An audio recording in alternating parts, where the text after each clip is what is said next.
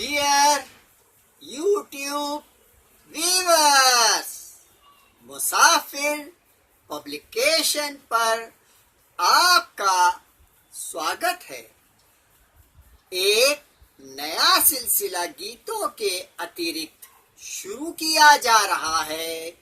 ये कुछ कहानियां हैं, कुछ किताबों का इंट्रोडक्शन होगा। इस सिलसिले के पहली कड़ी बाबर तुस्के बाबरी है। आप इसे जरूर लाइक करेंगे। इंफॉर्मेटिव, यूजफुल, इम्पार्शियल, ऑथेंटिक, ये कुछ विशेषताएं हैं। भाषा हिंदी उर्दू है। कहते हैं कि प्रोफेसर वहीद अख्तर का है अंदाज़े बयां। और लाइक कीजिए, शेयर कीजिए, सब्सक्राइब कीजिए। बाबर तुस्के बाबरी, ये कहानी है बाबर की। वो बाबर जिसने मुगलिया सल्तनत की बुनियाद रखी। ये बाबर आजकल बहुत ज्यादा मशहूर हुआ है बाबरी मस्जिद केस की वजह से। बाबरी मस्जिद जिसे मीर बाकी ने बनवाया, जो बाबर का शिया सिपह सालार था, उसने बाबर के नाम से मस्जिद बनवाई, जो अयोध्या उत्तर प्रदेश भारत में है। न मीर बाकी रहा, ना बाबरी मस्जिद ही बाकी रही। बाकी रहे नाम अल्लाह का। न गोरे सिकंदर है, न कब्र बाबर। न गोरे सिकंदर है, न कब्र बाबर। मिटे नामियों के निशान कैसे कैसे, और जमी खा गई आसमां कैसे कैसे। आइए बाबर के बारे में जानते हैं, खुद इसकी लिखी हुई किताब तुस्के बाबरी के हवाले से। बाबर का पूरा नाम जहीरुद्दीन बाबर है। बाबर की तारीख पैदाइश 14 फरवरी सन 1483 ईस्वी है। ये जुमा का दिन था। बाबर के हालात जिंदगी पर खुद बाबर की लिखी हुई सवाने उमरी जीवन गाथा है, जो तुस्के बाबरी के नाम से है, और ये दुनिया भर में बेहद मकबूल हुई। तमाम अहम जबानों में इसके तर्जुमे हुए। सबसे पहले अकबर के हुक्म से अब्दुल रहीम खाने खाना ने फारसी में 1590 में इसका तर्जुमा तुर्की जबान से किया। एक फ्रांसीसी अहले कलम मिस्टर पेवेट डिकोरियाली ने फ्रांसीसी में मुंतकिल किया। फिर विलियम रिस्किन और उनकी बेगम ने मिलकर 1871 में इसका अंग्रेजी में तर्जुमा किया। रूस की ओरिएंटल एकेडमी ने रूसी जबान में इसका तर्जुमा किया।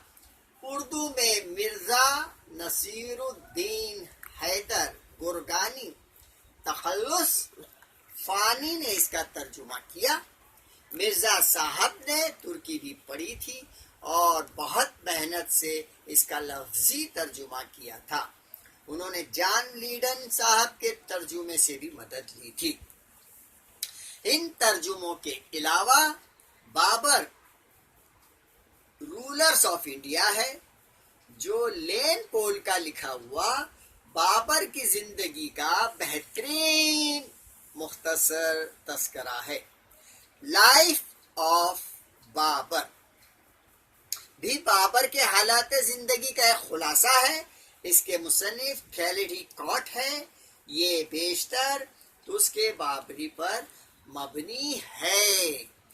899 ہجری سن کے ماہ رمضان میں اپنی عمر کے 12ویں سال میں فرغانہ کا حکمراں بن گیا۔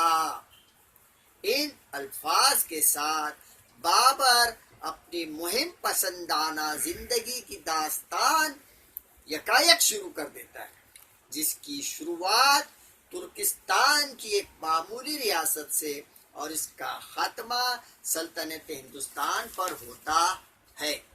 بابر کا شجرہ دو بڑے سلطنت کے بانیوں سے ملتا ہے، ایک تموچین عرف چنگیز خان اور دوسرا تیمور لنگ سے۔ اپنے باپ کی طرف سے وہ 5ویں پیڑھی میں براہ راست تیمور کی اولاد تھا اور ماں کی طرف سے اس کا نسب 14ویں پیڑھی میں چنگیز خان سے ملتا ہے۔ بابر کے دادا سلطان ابو سعید مرزا تھے۔ ان کے 4 بیٹے تھے، جن میں عمر شیخ مرزا بابر کے والد تھے۔ فرغانہ کی سلطنت ان کے حصے میں آئی، بقیہ ان کے تینوں بھائیوں میں بٹ گئی۔ فرغانہ جو فی الحال ازبکستان کا حصہ ہے، یہ روسی ترکستان کا حصہ تھا اور تقریباً 50,000 مربع میل وسیع ایک صوبہ تھا۔ یہ سینٹرل ایشیا کے بلند پہاڑوں سے گھرا ہے، جس تک مغرب کی جانب سے پہنچا جا سکتا ہے، ازبکستان اور جزوی طور پر تاجکستان اور کرغزستان سے۔ فرغانہ 420 کلومیٹر تاشقند سے اور 75 کلومیٹر اندیجان پر واقع ہے۔ یہ ایک بہت واضح جغرافیائی اکائی ہے اور مغرب کی سمت چھوڑ کر باقی 3 طرف سے بلند پہاڑوں سے گھرا ہے۔ ان پہاڑوں کے درمیان سے بہت بڑا دریا سیمو بہتا ہے۔ فرغانہ کا خاص شہر اندیجان ہے، جو ہمیشہ اس صوبے کی راجدھانی رہا ہے۔ بابر کے باپ عمر شیخ کو اپنے بہت سے ترکی خاندان والوں کی طرح لوٹن کبوتر پالنے اور تربیت دینے کا انتہائی شوق تھا۔ ایک دن وہ اخسی میں ایک کبوتر خانے میں داخل ہوا۔ بنیاد کمزور ہونے کی وجہ سے کبوتر خانہ اس پر آ پڑا اور وہ ختم ہو گیا۔ یہ واقعہ پیر کے روز 8 جون 1494 کا ہے۔ بابر کو اپنے والد کی اچانک وفات پر تخت ملا تو وہ صرف 11 سال اور چند مہینوں کا تھا۔ بابر کے بچپن لڑکپن کے بارے میں بہت کم معلومات ملتی ہے۔ اس کی وجہ غالباً یہ ہے کہ اس نے یہ زمانہ زیادہ تر اپنے استادوں کے ساتھ گزارا۔ اس کی تعلیم نہایت عمدہ ہوئی تھی۔ وہ خوش خط تھا اور اچھا شہ سوار، عمدہ نشانے باز اور ماہر تلوار باز تھا اور ایک زبردست شکاری بھی تھا۔ وہ فارسی اور ترکی کا اچھا شاعر بھی تھا۔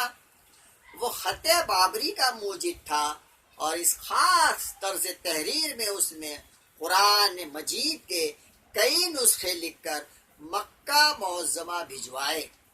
اسے ہندوستان میں بہت زیادہ رہنے کا موقع نہیں ملا، لیکن وہ بہت ذہین تھا اور ہندوستان کے بارے میں اور یہاں کی خصوصیات کو اس نے اچھی طرح جان لیا تھا۔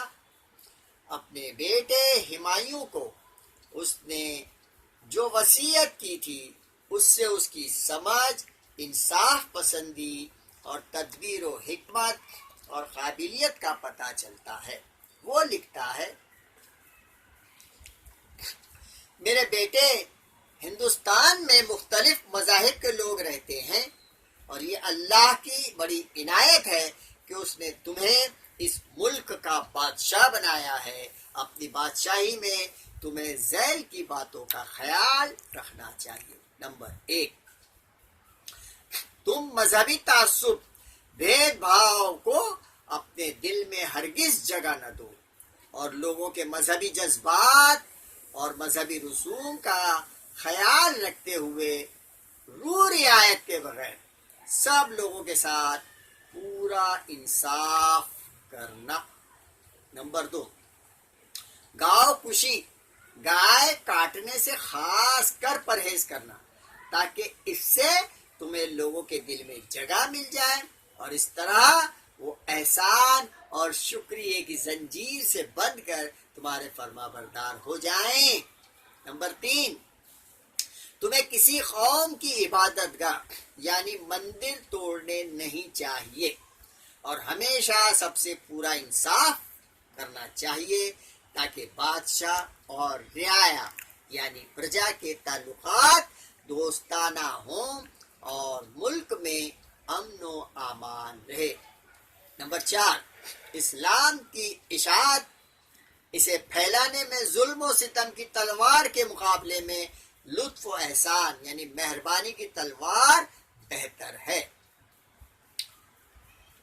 بابر بہت زیادہ نہیں جیا اور محض 54 سال کی عمر میں 26 دسمبر 1530 کو جب وہ اپنے تیار کیے ہوئے باغ چار باغ میں تھا، یہ باغ آگرہ کے نزدیک ہے اور اب رام باغ کے نام سے جانا جاتا ہے، وہ ایک سنگین بیماری میں مبتلا ہو گیا اور اس دنیا سے رخصت ہو گیا. خود اس کی خواہش کے مطابق اسے کابل کی پہاڑی میں دفن کیا گیا، جس کے نیچے وہ باغ اور چشمہ تھا جس سے اس کو بہت زیادہ لگاؤ تھا. اس کی موت کو راز میں رکھا گیا تھا کیونکہ یہ ڈر تھا کہ تخت خالی رہنے سے درمیانی عرصے میں کہیں فسادات نہ پھوٹ پڑے. موت سے پہلے بابر نے اپنے امیروں وزیروں کو بلا کر کہا کہ ہمایوں کو میرا جانشین وارث تسلیم